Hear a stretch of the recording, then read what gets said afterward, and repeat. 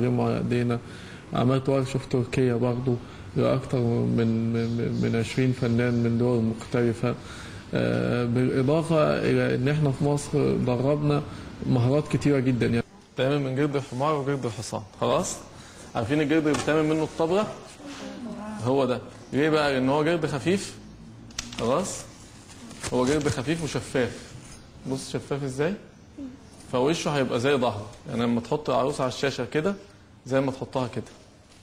طيب ده مثلا شخصية أراجوز صح؟ شوف الخط الخارجي بتاعي فيه ايه؟ في حركة كتير. تمام؟ يبقى متناسب مع غير لو انه شخصية ملك، الخط الخارجي بتاعه مش هيبقى فيه خطوط مش هيبقى فيه حركة كتير. الراس هي بتتحرك مش الفك. في الطبيعي ان البني ادم يفكر تحت وهو بيتحرك صح؟ في العروسة لا، الراس اللي فوق هي بتتحرك.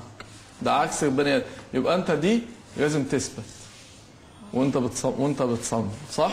في حاجه اسمها مساحات الوهم عندنا وانت بتصمم اللي هي المفروض تبقى بالظبط هي المساحات اللي بتركب فيها القطع في بعض.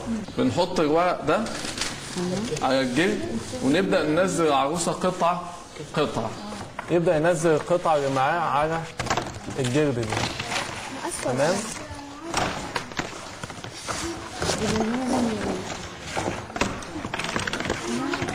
خلاص؟ لا شفها اسهل حاجه انك تشوفها. اسهل حاجه واسرع حاجه انك تشوفها. عارفين اول مراحل الابداع ايه يا شباب؟ عايزين نشوف ايه اول مراحل الابداع؟ انك تعرف تقلد. شوف احتياجاتك ايه وابدا من الطرف من هنا. فلو حاطط القطعه بتاعته في نص العروسه يحركها بحيث نوفر في الجلد.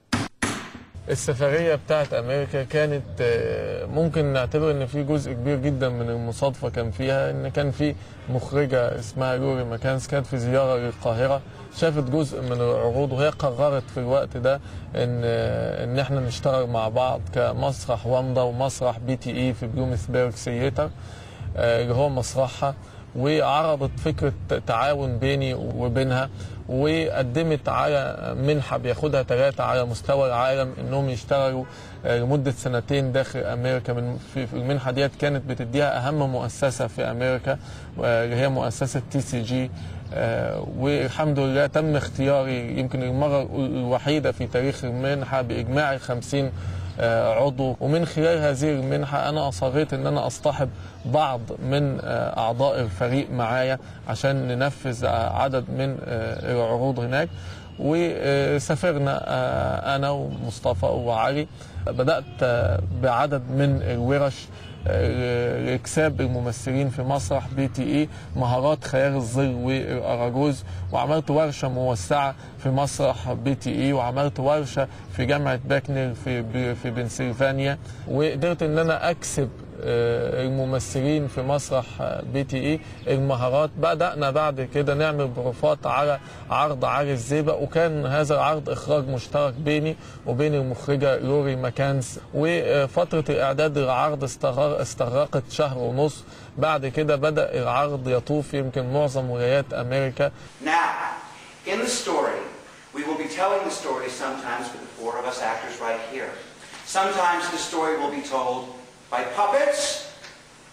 Sometimes the story will be told in our native language, English.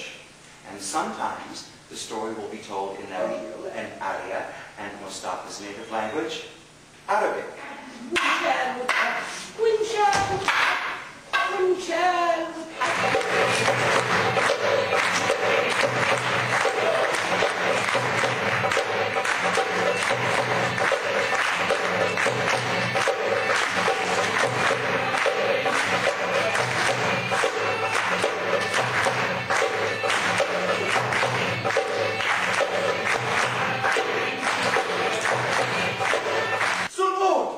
If this is can do, then you can no longer be chief guard. I want you to find the one called Alizeba. My lord, I myself am looking for him.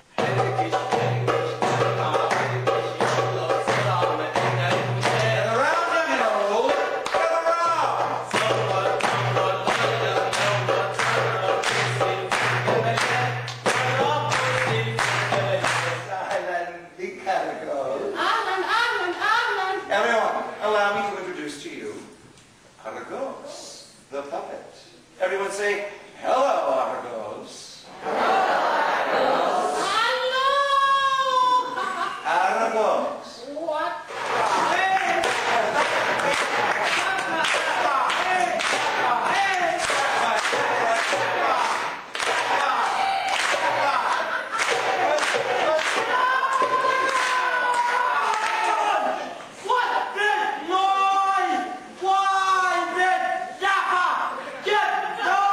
فرقة قامت بأكتر من رحلة جوه مصر وبره مصر، يعني تقريبا احنا منفذين أكتر من 1000 عرض جوه مصر و121 عرض في أمريكا وأكتر من 20 ليلة عرض في تونس.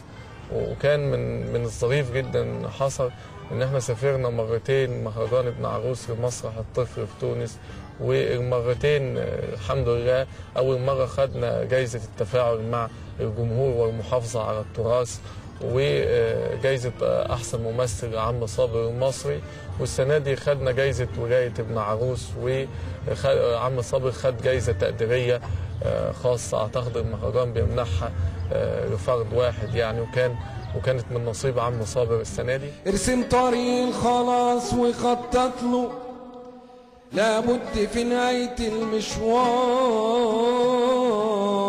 هتوصل له، وإن كان عدوك قوي إن كان عدوك قوي بالحيلة بنضعفه، والصبر يرسم بداية موته أو حتفه. يا ناس اللي انتوا مش حاسين، يا ناس اللي انتوا مش فاهمين، التتار ورايا جايين.